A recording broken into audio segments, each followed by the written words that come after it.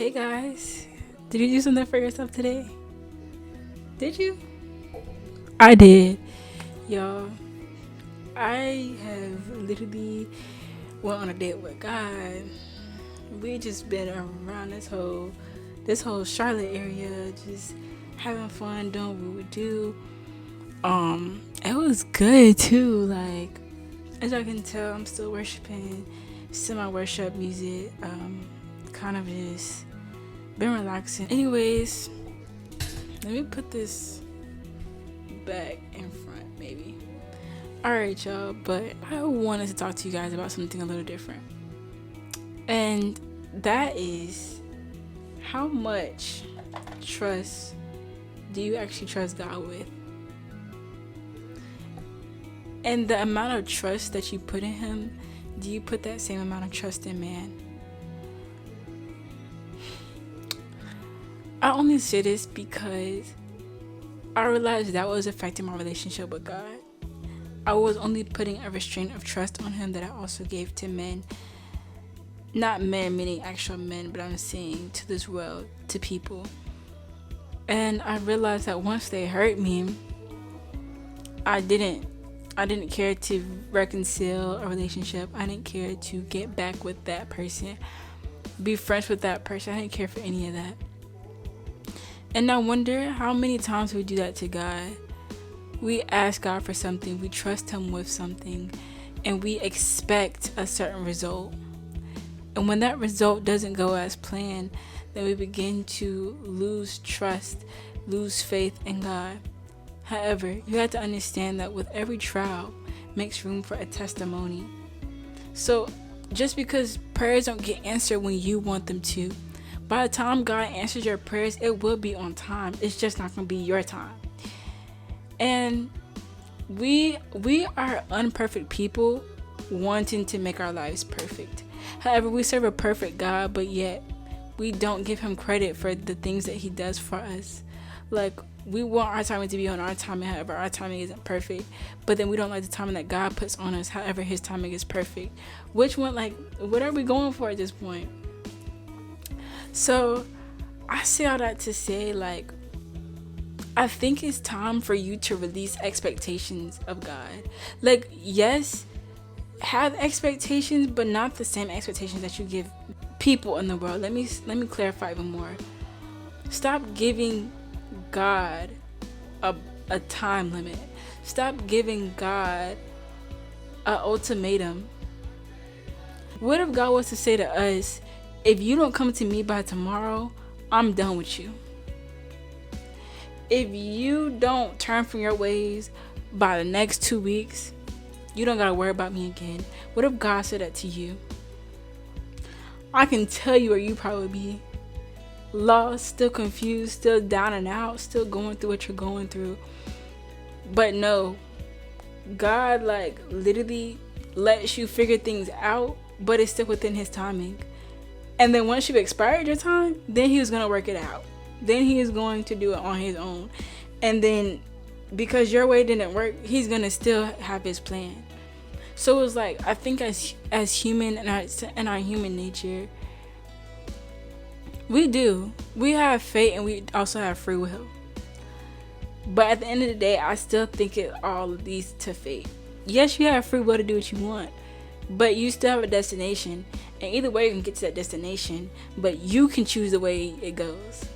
You can choose the route you take, this and that. However, that was each route that you took, that was still all in God's plan. Like, it was still orchestrated for you to take this route and that route. Like God still knew what you was about to do. So it's like, I don't know. I find it funny how we just put time limits on God, and I'm just here to tell somebody, stop doing that. Stop doing that to God. Give God time to work in your life. Because I promise you, your life is not as simple as you probably think it is. In fact, you know that it's not. So do you think it's going to take a day to fix? I mean, it might. But what good is that? How can God show how great He is by moving in just one day?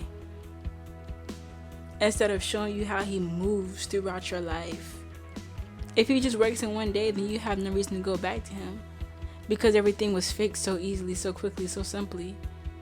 But if he works with you through it and orchestrates each step with you and helps to direct you in each direction that you need to go, that also helps you grow a relationship with him, because you're walking with him while he's guiding you, while he's holding your hand. Like, I think we have to start seeking relationships with God first, and stop trying to seek a relationship with God because you're trying to figure out what you can gain from it first. Just seek it just because you want to have it, just because you feel like you just need it, because you feel like you can't go another day without him. Like, start there. And once you seek him, then everything else will come unto you. He literally said that in his word. Seek me and my kingdom, and everything else will be added unto you. He literally said that. So it's just like, God is not a man that he should lie. So stop questioning him. If you have questions about him, read your word, read your guide, read your instruction book. That's how you get closer to God. If that doesn't work, just start with prayer. Like, start with worship. Like, listen to music. You already listened to Kodak Black and Summer Walker, Money Long. You listen to all that anyways. Go ahead and add God in one of those songs before you go to sleep. Add an artist that you actually like, and your grandma, your mom, whatever, brought you to church. One of them old school songs that's gonna hit every single time. So play that before you go to sleep. Like, just start there. Start somewhere. Many of us say, "Oh, I want to gain a relationship with Christ, but I don't know where to start." Do you not understand that anywhere is a good start? Like, you don't have to. And people are like, "Oh, maybe I need to go to church first." Okay, if you want to, if that might work for you, then go to church. But going to church doesn't work for everybody. Doing that as a first step doesn't work, because one thing that you don't want to do is go to church and feel lost, and then you feel like that's not a place for you. Some people have to work themselves up to church. However, God does say, "Come as you are," meaning that you can go into the building however you are. You can come to him however you are, and that's what that really means. Go to God however you are. Sometimes that doesn't have to be church, though. You don't have to go to church to get to know God. That's not really where it starts. That's where you build your knowledge even more, but that's not where it starts. It starts when you're literally by yourself. It starts when you have nothing else to turn to. It starts when you're in your low moment. You just in your room and you just like, you know what?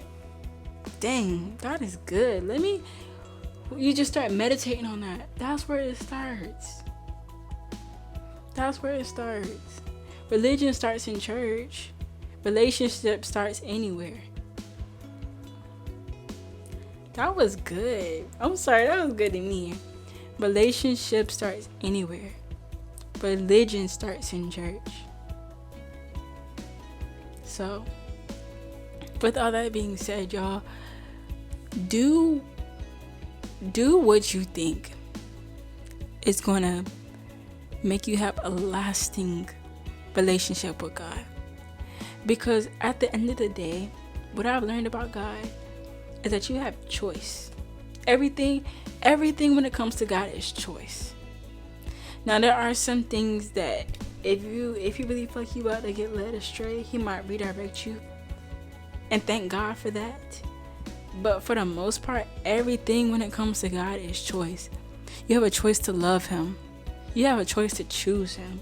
You have a choice to serve him. You're not forced to do any of that. But the crazy part about God is, even if you don't choose to do those things, he still loves you in the midst and through all of that. That's why when it takes you years to go back to him, when it takes you months, days, whatever, it's not like you're trying to build up something. It's something that God is like, welcome back. Like, I'm happy to see you. Because at the end of the day, I've been loving you. Now you just starting to love me. So now it's about to be mutual. But I've been there for you. It's not nothing new to God. It's like my baby's come home. Whole time he's there for you. He's holding you. He's loving on you. But you're not reciprocating the energy. Like, give God what he gives you. Like, I don't know. I could talk about God for days and days and days and days. And I understand. There might be frustration. I understand there's also reasons why people don't go to God. I understand. But there's no great reason while the author who created whatever situation you're going through can't help you through it and can't solve it. And there's no good reason as to why you shouldn't go back to God to figure it out with him. Because sometimes that's why he created the situations that you're going through, so that you can lean back on to him, so that you can hear his voice, because it got cloudy because you were in situations where your thought process, your mindset became clouded. Sometimes God separates so that he can operate in your life. That was good. I'm sorry, y'all. It's like sometimes I say stuff and I don't even realize I was about to say it, and then it just hits. But sometimes God separates so that he can operate back in your life, and so that you can hear him clearly, and so that you can respond to whatever he says. It's not easy to hear God's voice when you already made a decision about what you already want him to say. It's not easy to hear God's voice when you've made other people your gods, and so you look at them and seek them for advice instead of the Father who created you and those other people. It's hard to hear God's voice when you just don't even want to look to him. You don't want to turn to him. You don't want to acknowledge him. It's hard to hear his voice then. But if God has a mission for you and God has an assignment for you, he is going to do whatever he needs to do to get back to you. So you can either do it by choice, or like he did for me, he'll do it by force. Whatever one you choosing, he going to hear you. He going to get back to you. So don't give up on God, because he won't give up on you. And like the song says, he's able. Alright, y'all, that is it for tonight. I don't have that much more to say. I could yap and yap and yap, because I am a yapper. But I'm going to leave it for there tonight. I hope everybody has an amazing day and an even better tomorrow. I love you with the love of the Lord. God loves you. And more importantly, you need to love you, because that's what matters too. Alright, y'all. Bye.